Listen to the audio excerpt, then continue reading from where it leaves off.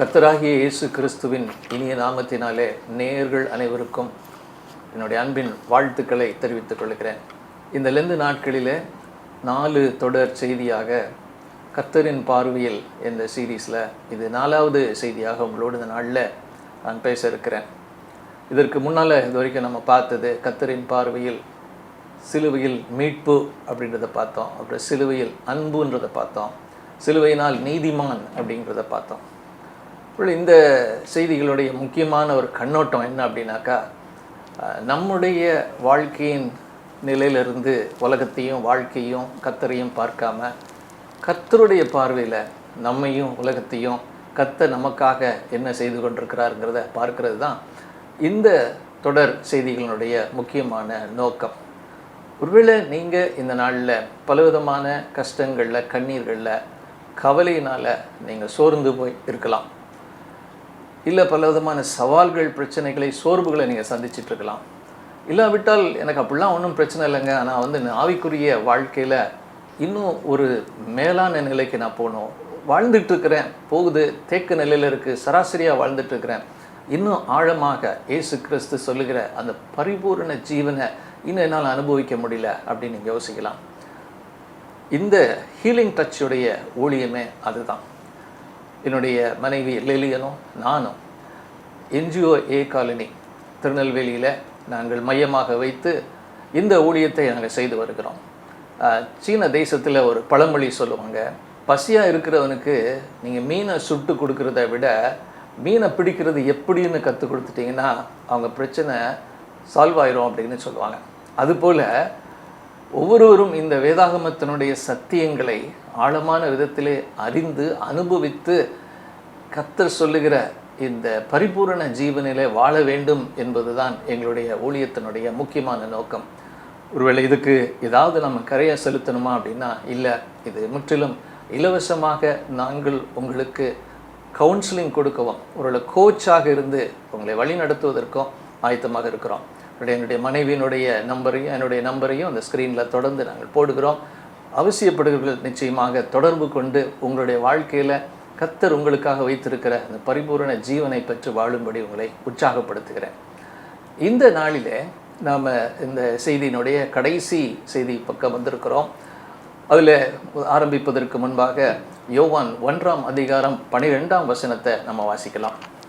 அவருடைய நாமத்தின் மேல் விசுவாசம் உள்ளவர்களாய் அவரை ஏற்றுக்கொண்டவர்கள் எத்தனை பேர்களோ அத்தனை பேர்களும் தேவனுடைய பிள்ளைகளாகும்படி அவர்களுக்கு அதிகாரம் கொடுத்தார்.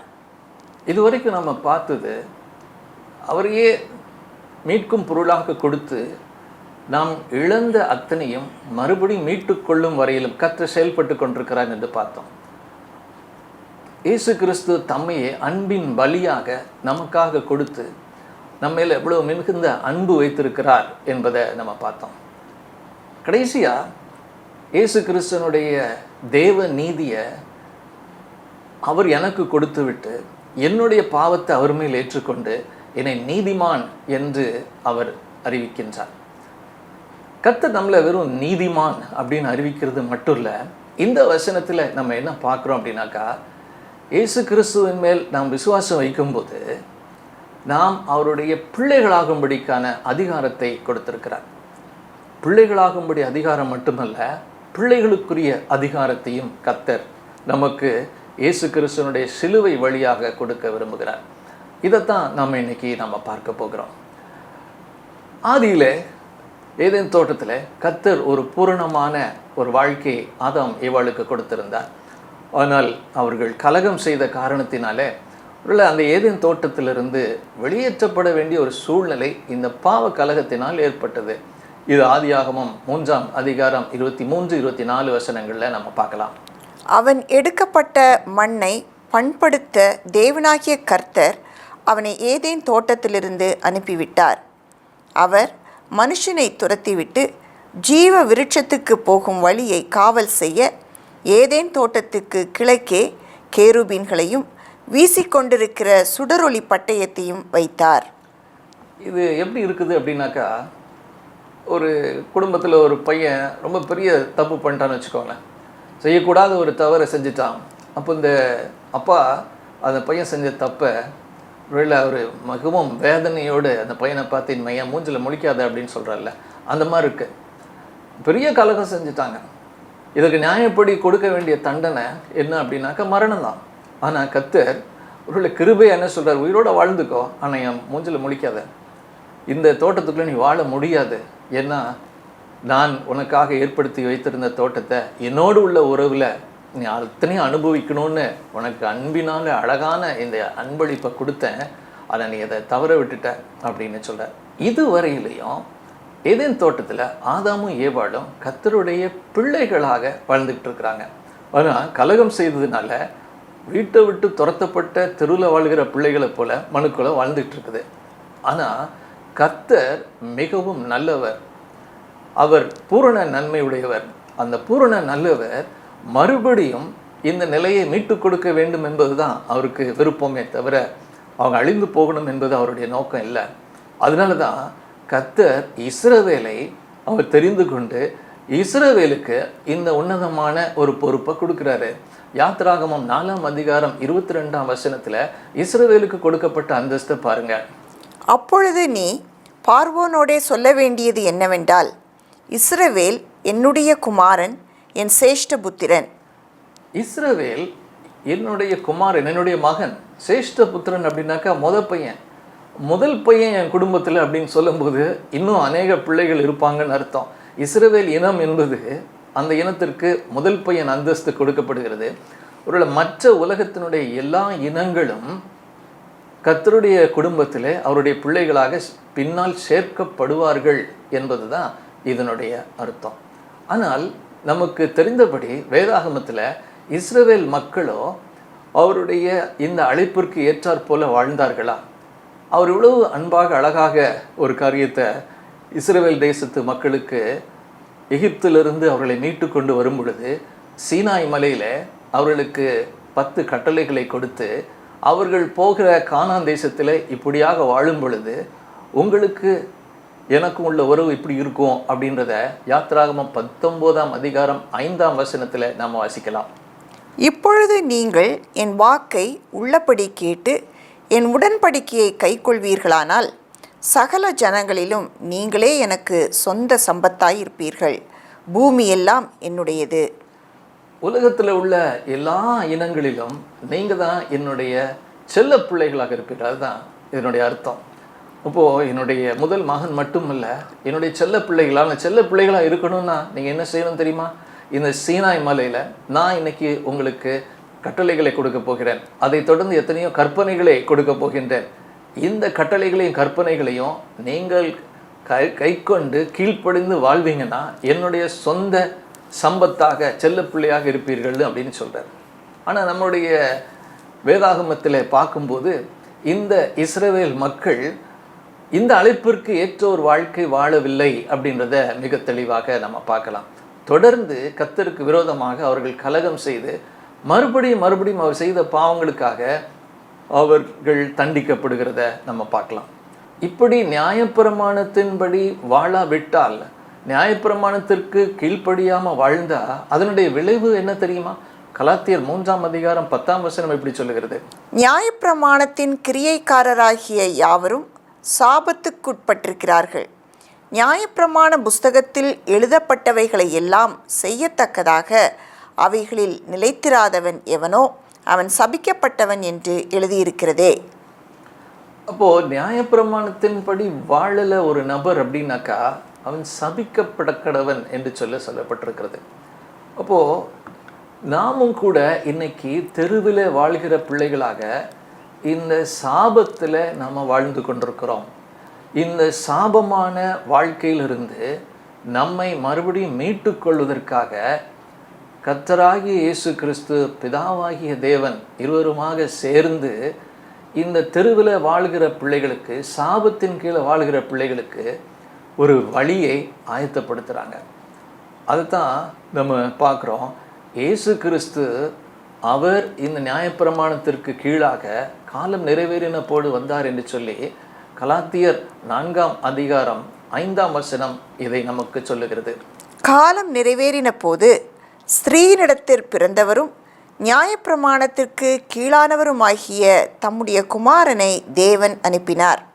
இயேசு கிறிஸ்து கர்த்தருடைய குமாரனாக பூமியிலே வந்து அவர் நியாயப்பிரமாணத்திற்கு கீழாக ஒரு யூதனாக ஏற்ற காலத்தில் இந்த உலகத்தில் வந்தார் என்று சொல்லி இந்த வசனம் நமக்கு போதிக்கிறது. எதற்காக வந்தார்னா, நியாயப்பிரமாணம் இவர்களெல்லாம் சபிக்கப்பட கடவர்கள் என்று சொல்லி சொன்ன அந்த மக்களை, தெருவிலே வாழ்ந்த சாபத்திற்கு கீழாக வாழ்கிற மக்களை மீட்டு கொள்வதற்காக அவர் தம்மையே சாபமாக சிலுவையில் ஒப்பு கொடுத்தார்.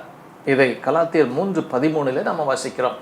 மரத்திலே தூக்கப்பட்ட எவனும் சபிக்கப்பட்டவன் என்று எழுதியிருக்கிறபடி கிறிஸ்து நமக்காக சாபமாகி நியாயப்பிரமாணத்தின் சாபத்திற்கு நம்மை நீங்களாக்கி மீட்டு கொண்டார்.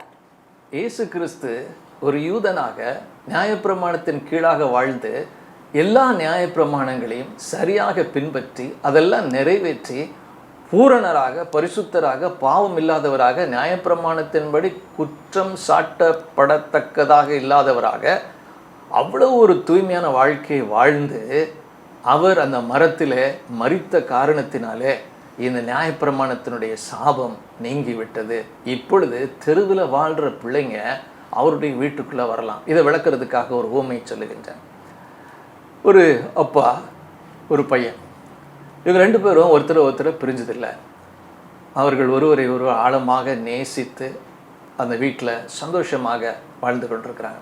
அந்த வீட்டில் அவங்களுக்கு எந்த குறைச்சலும் கிடையாது. பூரண நன்மையினாலே நிறைந்த ஒரு வீடு. ஆனால் இதில் ஒரே ஒரு விஷயம், இந்த மகனுக்கு மாத்திரம்தான் அந்த இடத்துல ஒரு ரூம் இருக்குது, அப்பாவுக்கு ஒரு ரூம் இருக்குது.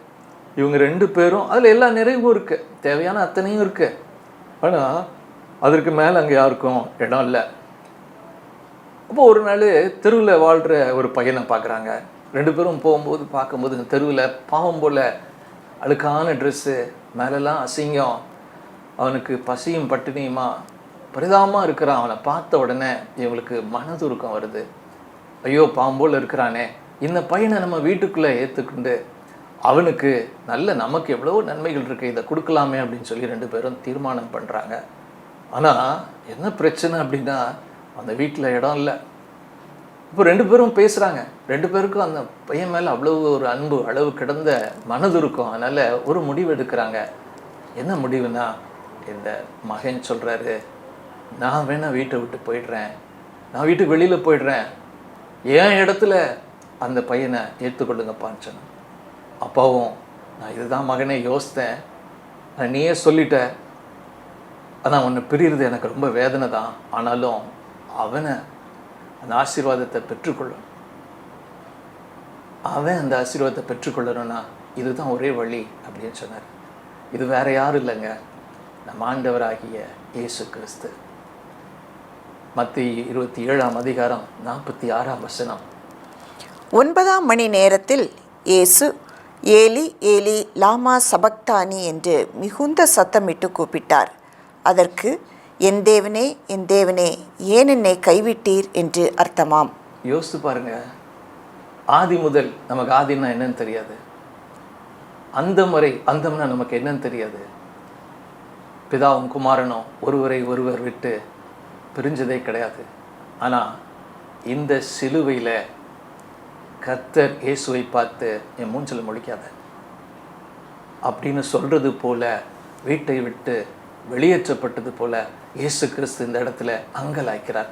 என்னைக்காவது பிதாவாகிய கர்த்தரை தேவன் சொல்லியிருப்பாரா? எப்போவுமே அப்பான்னு சொல்லி தான் பழக்கம். எதற்காக தெரியுமா? இந்த பாவி இந்த வீட்டில் ஏற்றுக்கொள்ளப்படுவதற்காக அவருடைய இடத்தை காலி செய்து இந்த பாவமான இந்த மனிதனுக்கு அந்த இடத்தை கொடுத்திருக்கிற அப்பேற்பட்ட அந்த தெய்வீக அன்பை நம்மளால் புரிந்து கொள்ளவே முடியாது. இதன் மூலமாக கர்த்தர் நம்மளை அவருடைய வீட்டில் ஒரு பிள்ளையாக ஏற்றுக்கொண்டு விட்டார். அல்லேலூயா. இந்த நிலையில தான் நீங்கள் பாருங்கள், இப்படி ஒருவேளை ஏற்றுக்கொண்டாலும் கூட நமக்கு இது இனம் புரியாத ஒரு உண்மையாக இருக்குது. இது என்னது? நான் இந்த குடும்பத்தில் ஏற்றுக்கொள்ளப்படுவதற்காக இயேசு கிறிஸ்து பிதாவினால் கைவிடப்பட்டாரா? இதை என்னால் புரிந்து கொள்ள முடியலையே அப்படின்னு நம்ம சொல்லும்போது அதை புரிய வைக்கிறதுக்கு கலாத்தியர் 4ஆம் அதிகாரம் 6ஆம் வசனத்தை பாருங்க. மேலும் நீங்கள் புத்திரராய் இருக்கிறபடியினால் அப்பா பிதாவே என்று கூப்பிடத்தக்கதாக தேவன் தமது குமாரனுடைய ஆவியை உங்கள் இருதயங்களில் அனுப்பினார். இயேசு கிறிஸ்துவாகிய குமாரனுடைய ஆவியை நம்முடைய இருதயத்தில் அவர் கொடுத்ததுனால இந்த பிதாவாகிய கர்த்தரை பார்த்து அவருடைய பரிசுத்த பிரசன்னத்தில் யாரும் நெருங்க முடியாத பரிசுத்தர் பரிசுத்தர் பரிசுத்தர் என்று சொல்லக்கூடிய அந்த பிதாவினுடைய பிரசன்னத்தில் இஸ்ரவேல் மக்கள் அவங்க தேவாலயத்தில் அந்த மகா பரிசுத்த ஸ்தலத்தில் இருந்த பிரசன்னத்திற்குள் நுழைய முடியாத அப்பேற்பட்ட பரிசுத்தமான கர்த்தருடைய சந்நிதியில் சென்று அவரை டேடின்னு கூப்பிடக்கூடிய, டேடி அப்படின்னு சொல்லி பாசமாக அன்பாக கூப்பிடக்கூடிய ஒரு நெருக்கத்தையும் அந்த தைரியத்தையும் பரிசுத்த ஆவியானவர் குமாரனுடைய ஆவியை நமக்குள்ள அவர் கொடுத்திருக்கின்றார். எவ்வளவு பெரிய ஆச்சரியமான ஒரு விஷயம். இந்த ஆவியை நமக்கு கர்த்தர் ஒரு அன்பளிப்பாக கொடுத்திருக்கிறார். எபேசியர் 1ஆம் அதிகாரம் 13ஆம் வசனம் இப்படி சொல்லுகிறது, நீங்களும் உங்கள் இரட்சிப்பின் சுவிசேஷமாகிய சத்திய வசனத்தை கேட்டு விசுவாசிகளான போது வாக்குத்தத்தம் பண்ணப்பட்ட பரிசுத்த ஆவியால் அவருக்குள் முத்திரை போடப்பட்டீர்கள். நாம் முத்திரை போடப்பட்டிருக்கின்றோம். நமக்குள்ள சீல் போட்டிருக்குது. என்ன சீல்? குமாரனுடைய ஆவி. நாம் இனிமேல் அனாதைகள் அல்ல, தெருவிலே வாழ்கிற பிள்ளைகள் அல்ல. இந்த பிதாவுக்கு நெருக்கமான அவருடைய அன்பின் குமாரனுடைய இடத்திலே வாழ்கின்ற அவருடைய மகனாக அவருடைய மகளாக என்னை ஏற்றுக்கொள்வதற்காக பரிசுத்த ஆவியானுடைய முத்திரை என் மேலே போட்டு அவர் என்னையும் உங்களையும் தம்முடைய குடும்பத்திற்குள்ள அவருடைய நெருக்கமான பிள்ளையாக சேர்த்து கொள்ளுகின்றார். இது எவ்வளவு பெரிய ஆச்சரியமான ஒரு ரகசியம். அது மட்டுமல்ல, இந்த முத்திரையாகிய பரிசுத்த ஆவியானவரை நமக்குள் அவர் கொடுக்கும்போது அவர் நாம் இழந்த இடத்தை கொடுப்பது மட்டுமல்ல, நாம் இழந்த நெருக்கத்தையும் எப்படி கொடுக்குறாரு பாருங்க. ரோமர் 5ஆம் அதிகாரம் 5ஆம் வசனம், மேலும் நமக்கு அருளப்பட்ட பரிசுத்த ஆவியினாலே தேவ அன்பு நம்முடைய இருதயங்களில் ஊற்றப்பட்டிருக்கிறபடியால் அந்த நம்பிக்கை நம்மை வெட்கப்படுத்தாது. பரிசுத்த ஆவியானவரை முத்திரையாக நமக்குள் கொடுக்கும்போது, டேடின்னு கூப்பிடக்கூடிய அந்த ஆவியானவரை நமக்குள்ள கொடுக்கும்போது அவருடைய அன்பையும் நமக்குள்ளாக ஊற்றி விடுகின்றார்.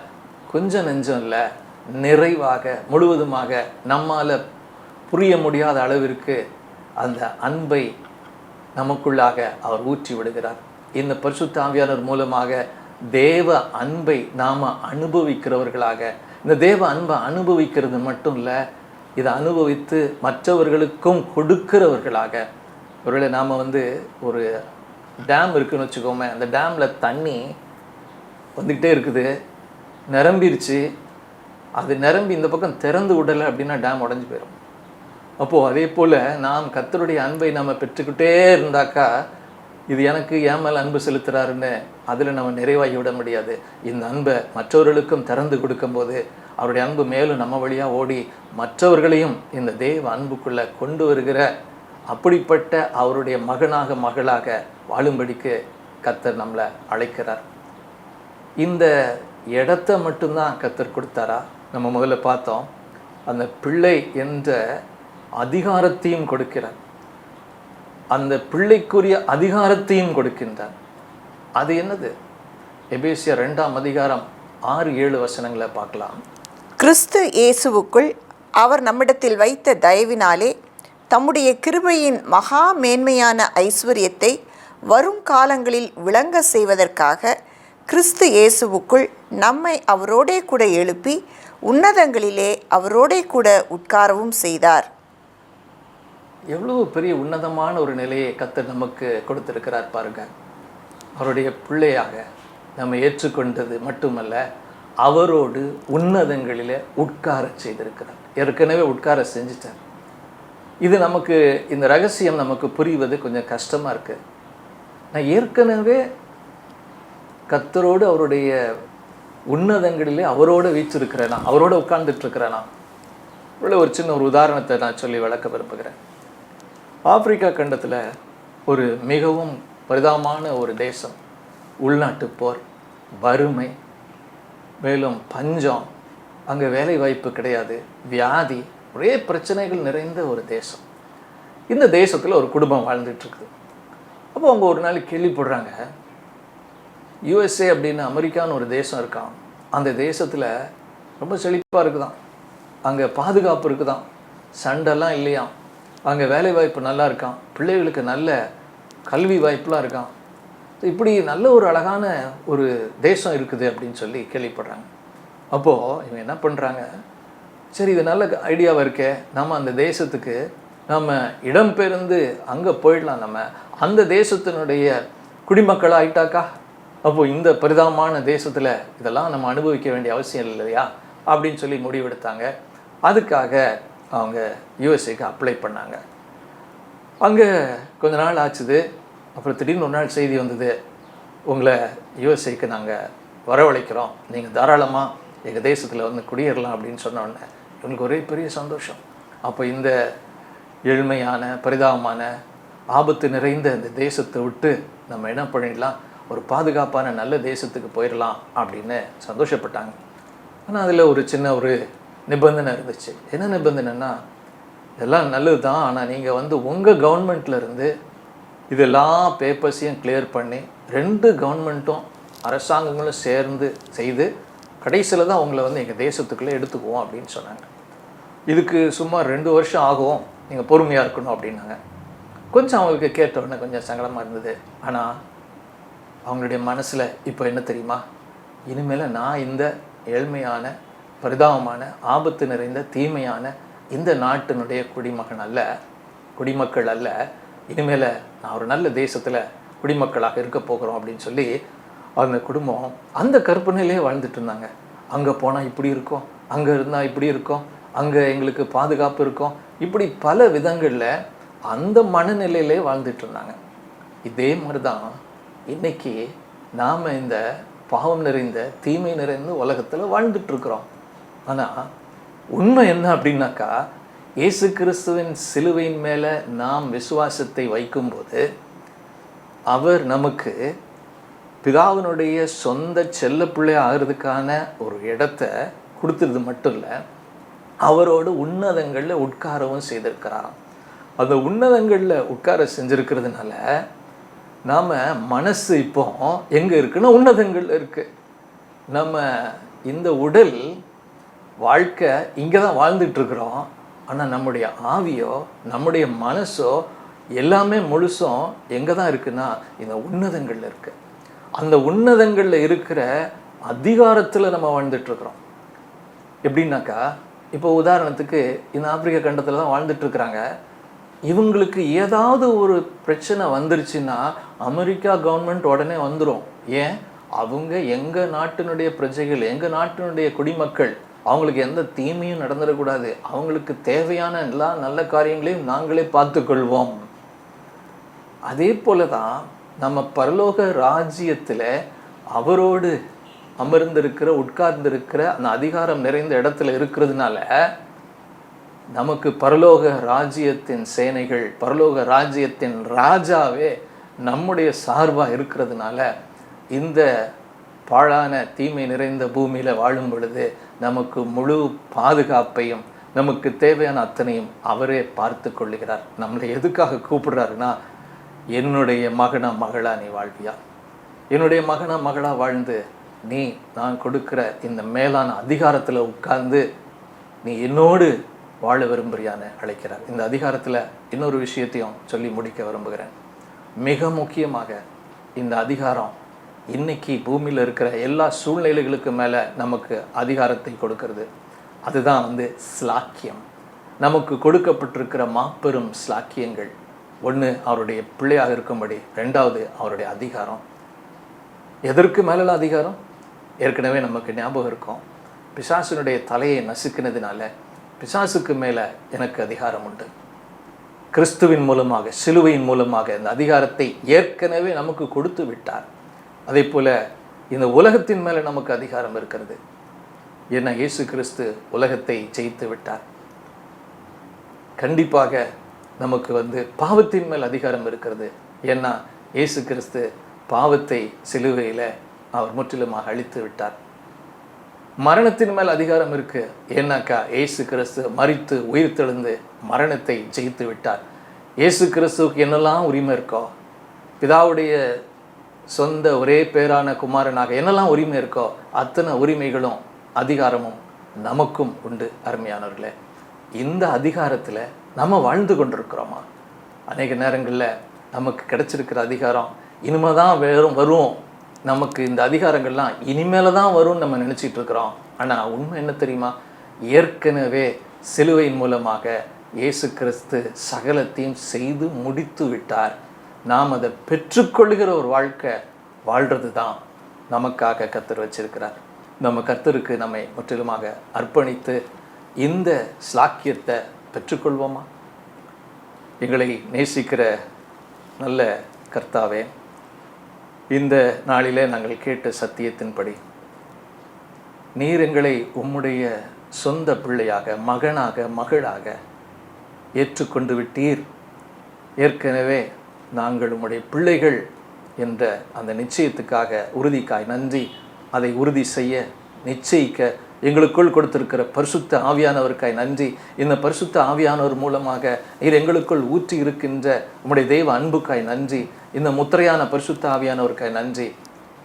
பரிசுத்த ஆவியானவர் மூலம் கர்த்தர் எங்களுக்காக உன்னதங்களிலே வைத்திருக்கின்ற அதிகாரத்திலே வாழும்படிக்கு கர்த்தர் எங்களுக்கு கிருபை தாரும்.